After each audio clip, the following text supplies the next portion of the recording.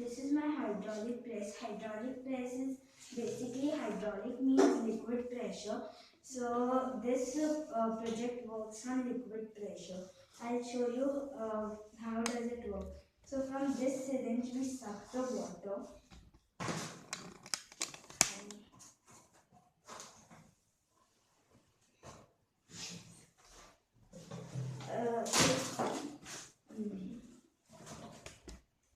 It's going a little bit down because of the liquid pressure coming from here and going from this spout.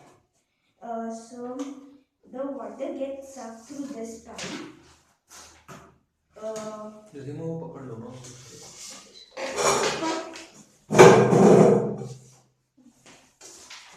So the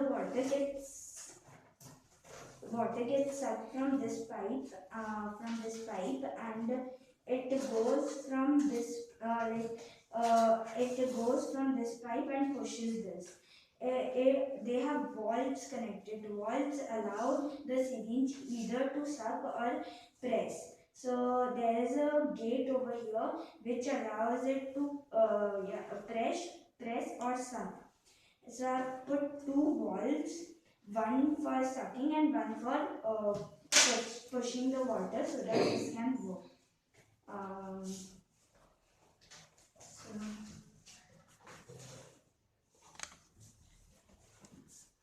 this is my syringe that pushes the main piston. The piston is this syringe and it is connected through a pipe, a valve, like a valve from here. Then there is a connector,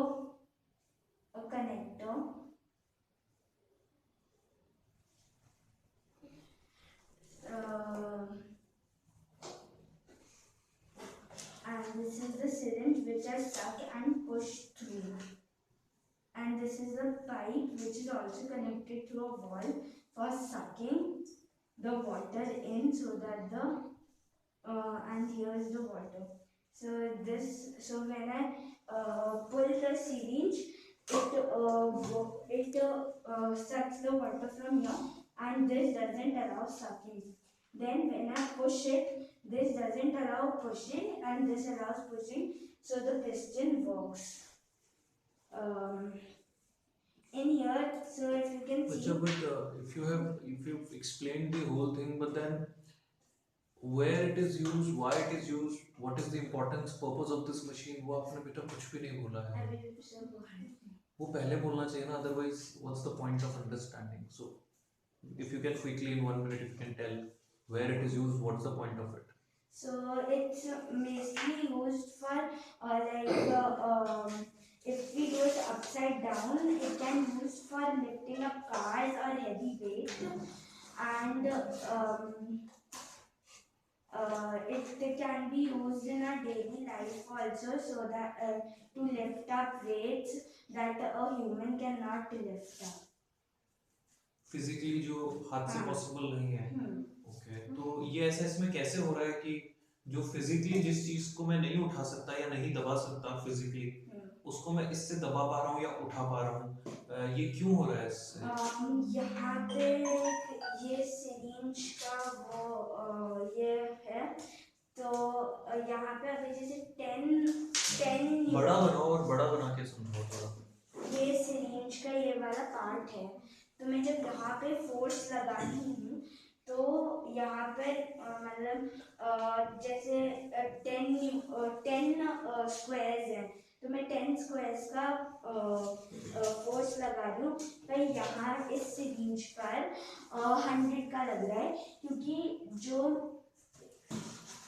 जो इसका contact area है वो बड़ा है, इसीलिए यहाँ पे ज़्यादा फोर्स लग पा रहा है. मतलब यहाँ से कम फोर्स जा रहा है इस सिरिंज से, और यहाँ पे फिर ज़्यादा फोर्स लग रहा है. ठीक है, बट ये कम फोर्स ज़्यादा फोर्स में कैसे कन्वर्ट हो रहा है? लक्ष्य, valid question. What she is saying is कि छोटी सिरिंज से हम कम फोर्स लगा रहे हैं, और जो बड़ी सिरिंज है जो प्रेस कर रही है, it is giving you more force as an output. So because the contact area is more. उसमें उस छोटी सिरिंज पुश करने से बड़ी वाली सिरिंज में उसके ट्वाइस का लेंथ आ फोर्स गया। आ रहा है। बट क्यों? सर फॉर एग्जांपल ये है, इसका टॉप अगर मैं यहाँ लगाती तो ये ज़्यादा दर्द करेगा इसके थ्रू, क्योंकि इसका कॉन्टैक्ट एरिया बड़ा है। वैसे ही इसका कॉन्टैक्ट एरिया कम है तो हम फोर्स लगाते हैं, पर जब हम फोर्स लगाते हैं क्या? तो जब हम फोर्स लगाते हैं तो हम जब मतलब ये फुल्ली पुश कर रहे हैं, जब हम ये फुल्ली पुश कर रहे हैं तो यहाँ पे कम कर रहा है, क्योंकि उसका यहाँ पे जो फोर्स है वो डिवाइड होता जा रहा है। और मतलब यहाँ पर अगर 10 है तो यहाँ पर कॉन्टैक्ट एरिया ज़्यादा है तो वो डिवाइड हो रहा है। तो अगर जैसे हम इसे पूरा पुश करते हैं ऐसे, थोड़ा आप मैथमेटिकली वहाँ पे बता सकते हो कि बेटा आप फिगर्स बोल रहे हो, लेकिन अगर वहाँ पे समझा सको, फिगर ले लो। सपोज वो जो छोटा वाला सिरिंज है उसमें 50 न्यूटन का फोर्स लगा रहे हैं। यहाँ पे ए ये 15 न्यूटन है और ये बी, जिसमें अगर जब हम इससे पुश कर रहे हैं तो यहाँ पे एक्चुअली फोर्स डिवाइड हो रहा है और बड़े पार्ट्स में। यहाँ पे छोटा पार्ट था तो ऐसे था, यहाँ पे डिवाइड हो रहा है इसीलिए ज़्यादा फोर्स लग रहा है। नहीं समझ, दी I am so sorry to interrupt, but नहीं समझ में आ रहा है। Please understand what I am trying to say. तुम कह रहे हो डिवाइड हो रहा है, तो प्रॉपर्ली बताओ कि कितने सेंटीमीटर स्क्वायर में कितना फोर्स दिख रहा है। प्रॉपर्ली एक्सप्लेन करो उसको, जो तुम बोल रहे हो ना उसको नंबर यूज करके एक्सप्लेन करो। तो अगर जैसे ए की वो 15 की जगह बड़ा नंबर ले लो, 50 ले लो। 50 न्यूटन का फोर्स लगा रहे हो तुम हाथ से। तो जैसे अगर 1 सेंटीमीटर स्क्वायर या मीटर स्क्वायर में 10 लग रहा है तो यहाँ पे 1 सेंटीमीटर कैसे पता वहाँ पे 10 लग रहा है? सर वो हम जैसे अगर 5 है तो ईच में हम तो ये बात बोलो ना, आप ये बात बोल नहीं रहे हो। आप ये बात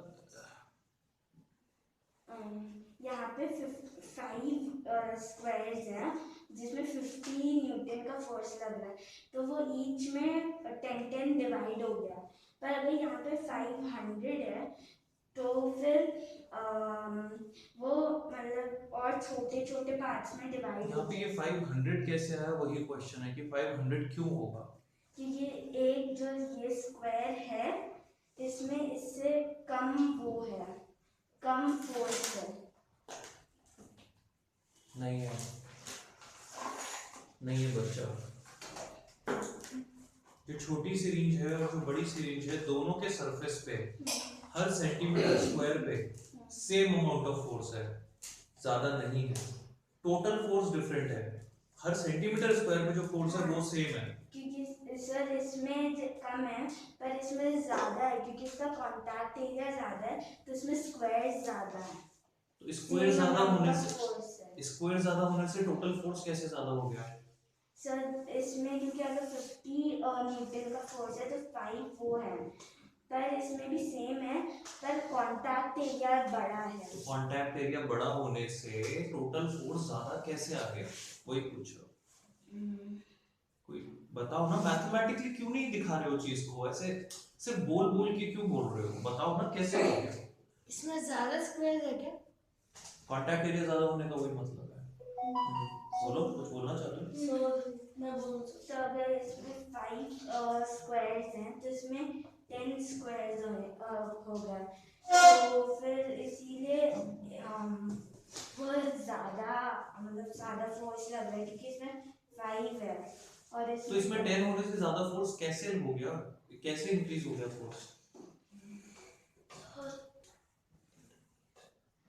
उसका प्रेजेंटेशन से बोलना तो कैसे इंक्रीज हुआ? आप बार बार बोल रहे हो इंक्रीज हो गया, इंक्रीज हो गया, इंक्रीज हो गया। मैं वही पूछ रहा हूँ क्यों, कैसे इंक्रीज हो गया, वही मैं बार बार पूछ रहा हूँ बेटा। ज्यादा कॉन्टैक्ट एरिया है आपके लक्ष्य। Can you understand that I told you twice कि इसको करने दो एक बार। आई टोल्ड यू ना, what's the point of this? There is no point of this, don't do this. आप बार बार बोल रहे हो कि कॉन्टैक्ट एरिया ज्यादा है तो फोर्स ज्यादा है। मैं वही पूछ रहा हूँ कैसे, क्यों कॉन्टैक्ट एरिया ज्यादा होने से फोर्स ज्यादा है?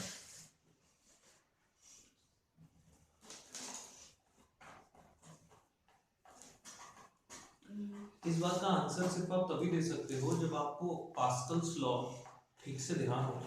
What scientist pascal said was and proved was कि लिक्विड के केस में जो पूरी टनल है, ये पूरा आपका जो पाइप है, पूरा सिरिंज है, कंप्लीट इस पूरे लिक्विड वाले पार्ट में जहां जहां लिक्विड है अंदर, उस पूरे पार्ट में प्रेशर सेम रहता है हर पॉइंट पे। प्रेशर का मतलब है every centimeter square how much of force is there, so for every centimeter square same force रहेगा। अगर ये वाली चीज को यूज करोगे ना बेटा तभी एक्सप्लेन कर पाओगे। तो जो आपका नीचे वाला पार्ट है जिसमें कांटेक्ट एरिया आप ज्यादा बता रही हो, सपोज उसका कांटेक्ट एरिया है, उसमें स्क्वायर्स हैं सपोज 20, ऊपर पर सेंटीमीटर स्क्वायर एरिया कितना आ रहा, फोर्स कितना आ रहा था, 10 आ रहा था। तो बड़े वाले सर्कल के केस में भी, बड़े वाले कांटेक्ट एरिया के केस में भी हर सेंटीमीटर स्क्वायर पे 10 का ही फोर्स रहेगा, लेकिन सेंटीमीटर स्क्वायर ज्यादा है। ज्यादा से मैं वही बोलने की कोशिश कर रही थी। अगर तो एक बार भी बोल देती ना कि तुम एक बार भी बोल देते कि सर वो सब जगह फोर्स हर सेंटीमीटर स्क्वायर पे फोर्स सेम रहने वाला है, तो भी मैं समझ जाता। वो लाइन नहीं आ रही थी तुम्हारे से, इसलिए मैं पूछ रहा था। हाँ बोलो सर, जो आपने कहा ना कि वो हर स्क्वायर में इक्वल अमाउंट ऑफ प्रेशर रहेगा, वो भी मैं ही कहना चाहता था, इसलिए तो मैं अपना हाथ उठा रहा था। बट शी वाज ट्राइंग ना, इसलिए ठीक है। अब तुम जितना ये जो आउटपुट, अगर मुझे ज्यादा ज्यादा वजन उठाना है, ठीक है, तो मैं क्या करूँ? सर इसका भी थोड़ा बढ़ा सकता है, इसका भी। लेकिन मैं फोर्स तो उतना ही लगा सकता हूँ ना जितनी मेरी मस्कुलर पावर है, तो इनपुट का तो मैं बढ़ा के क्या ही करूँगा। तो सर इसका बढ़ा दो, सर थोड़ा धीरे चलेगा पर वो और हेवी ऑब्जेक्ट को लिफ्ट कर सकता है। अक्षय क्वेश्चंस? हाँ, मेरे पास क्वेश्चन है। आप बार बार ये मेंशन कर रहे हो कि ये चीजों को उठा सकते हैं, क्या आप एक एग्जांपल दे सकते हो कैसे? जैसे हमें कार्स लिफ्ट करनी है तो उसको भी लिफ्ट कर सकते हैं हम। मैन्युअली कार्स को लिफ्ट नहीं कर सकते हैं पर इसके थ्रू कर सकते हैं। एक बार थोड़ा करके बता दो ना ऐसे ऐसे। नहीं मतलब सर ये मेरा वो नहीं था, इसका स्ट्रक्चर। एक सेकंड, एक बार उसे करके दिखा दो मां, एक बार इसको पकड़ लो। अगर अच्छा, उल्टा बैठा basically she is saying the same thing upside down. और ऐसे ही बेटा एक बार करके दिखाओगे ना तो समझेगा। सर वो अपसाइड डाउन में कोई एक हाइड्रोलिक प्रेस लग रहा था, इसीलिए ये हाइड्रोलिक प्रेस। अच्छा एक बार देख लो क्या करें। बच्चों से वो पकड़वा दो, वहां से पाइप निकल जाएगा। रहते मां ऊपर से पकड़ लो, पाइप निकल जाएगा। नो सी आराम आराम से करो। यहाँ से वाटर आ गया इस सिरिंज में, तो यहाँ पे देखिए करो। क्वेश्चन यहाँ से वापस यहाँ वाटर आया, और यहाँ से देखो वो थोड़ा सा देखा। करो करो और करो। सही, यहाँ पे स्पेंड करूँ। It's moving down, right? Yeah. Fantastic. और मतलब अभी जो जैसे ये इसमें हम कुछ क्रश कर सकते हैं, जैसे ये तो प्लास्टिक बॉटल्स कर सकते हैं, पर जो बिग बिग होते हैं वो कार्स क्रश कर सकते हैं, कुछ कुछ चीज़ें कर। जो कैन है जिससे आपका वाटर सक हो रहा है वो उसी सिरिंज में जाके, मतलब वो जो छोटा वाला सिरिंज है वो उसी में क्यों जा रहा है जबकि वो बड़े वाले में क्यों नहीं जा रहा? यहाँ कनेक्टर है ना।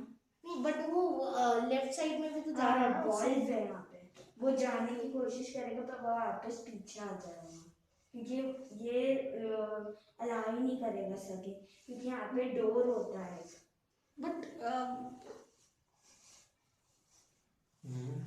बट मुझे ऐसा लग रहा है जैसे डोर, एक बार मुझे वॉल देखना पड़ेगा। ठीक है कोई बात नहीं, डोर उसको आप दिखा देना, बट तुम्हें वो बात समझ में आई जो वो कह रही है? हाँ कि the wall allows one direction not the other. एक वॉल ऐसा होता है, यहाँ पे कनेक्शन होता है और फिर ऐसा एक डोर होता है ऐसे, तो वो ऐसे यहाँ से तो वाटर जाएगा तो वो ऐसे में नहीं जाता, तो यहाँ से फिर वो थोड़ा सा खुल जाता है डोर और फिर यहाँ से निकल सकता है, ऐसा हो सकता है। So you mean to पूछो। मैं से तो एनीथिंग गाइस, एनीथिंग? इसका बेसिक पर्पस क्या है? अरे हाँ, Lifting या crushing. Crushing which humans can not do. Yeah. Like ये तो मैं आराम से अपने मैनुअल पावर से कर सकती हूँ, पर मैं कार्स या फिर बिल्डिंग्स, मतलब बिल्डिंग्स तो नहीं, कार्स या फिर कोई भी मेटल चीज अपने हाथ से नहीं कर सकती. कहाँ यूज हो रहा है ये? जैसे तुमने देखा है ना यूज होते हुए कार्स को वॉशिंग, कार्स को वॉश करते तब ऊपर करके ठीक फिर करने उसे हाँ मैं देखा हुआ है ठीक करने के ऐसा ही लिए एक जैक भी होता है जो मैनुअल पावर करता है, पर उसमें पूरी कार उठ जाती है जब हम्म। टायर चेंज करते हैं. तो मैं वो भी स्टडी करना चाहिए वो कैसे वर्क करता है, बिकॉज स्ट्रेंज ना वो इतना सा, हाउ डज इट बट मैंने कुछ क्रेन्स में ऐसा देखा है जैसे उसमें एक बहुत बड़ी मेटल वाली बॉल होती है, बहुत हार्ड सी, और फिर उनसे कार को भी क्रश किया जाता है, बिल्डिंग्स को भी तोड़ा जाता है. तो वो भी एक टाइप सा दूसरा वे ही हो गया कि हम कर सकते हैं. तो हमें यही वे प्रेशर से चलता है, मतलब but that is alternate machine ना. हमारे फ्रेमवर्क में है ना कि ऑल्टरनेट मशीन क्या है जो सेम काम कर सकती है. उस वे में बोल रहे हो है ना. सर वैक्यूम को यूज कर सकते हैं, लेकिन उसमें तो तुम्हारा- फ्यूल और इलेक्ट्रिसिटी भी लग सकती है. Correct. इसमें आप मैनुअल ऑयल या वाटर यूज कर सकते हो और वो आप फ्यूल से ज्यादा डबल या फिर हमेशा के लिए चल जाएगा. रेकरेंट कॉस्ट नहीं है बार बार हाँ. बच्चा दिया It saves इसमें human resources. बोल रहा था. हाँ, तो जो जैक होता है जो कार को उठाता है, फ्लैट टायर हो जाता है तब पंचर ठीक करना है, वो भी तो ऑल्टरनेटिव मशीन हो गया ना. मैंने लिखा है फ्रेमवर्क में लिखा है तो गुड ग्रेट. ऐसे बोलो.